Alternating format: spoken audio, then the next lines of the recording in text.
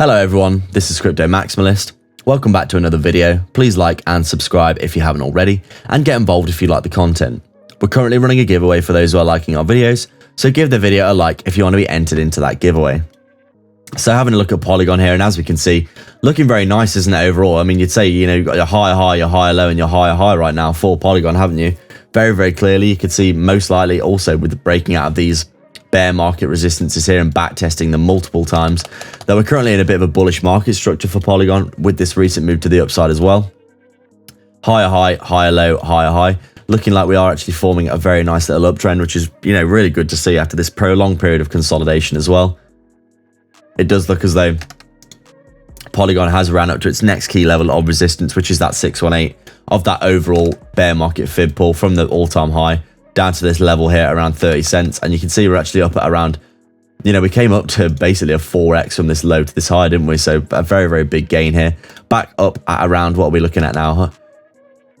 $1.15 with this swing high at around $1.30. So obviously a very, very nice move. But we are getting overbought here and running into that key Fibonacci resistance at the 618. That is a massive, massive level that does need to be broken if we do want to see further upside. We're probably realistically going to see a bit of consolidation, maybe even a retracement back down to support at $1 before having another go at this level.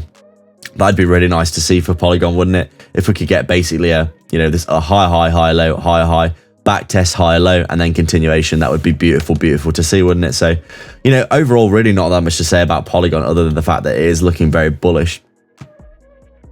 With this prolonged consolidation we have seen here, we did start to ride the EMAs when we got cleanly above both of them. We flipped the EMAs bullish here, didn't we? When we actually came up to the top of the range, we back tested our EMAs with that bullish flip. We start to ride the EMAs and we just bounce and break out all the way up to that key level, all the way up here at around that $1.26 level. So a very, very interesting level indeed.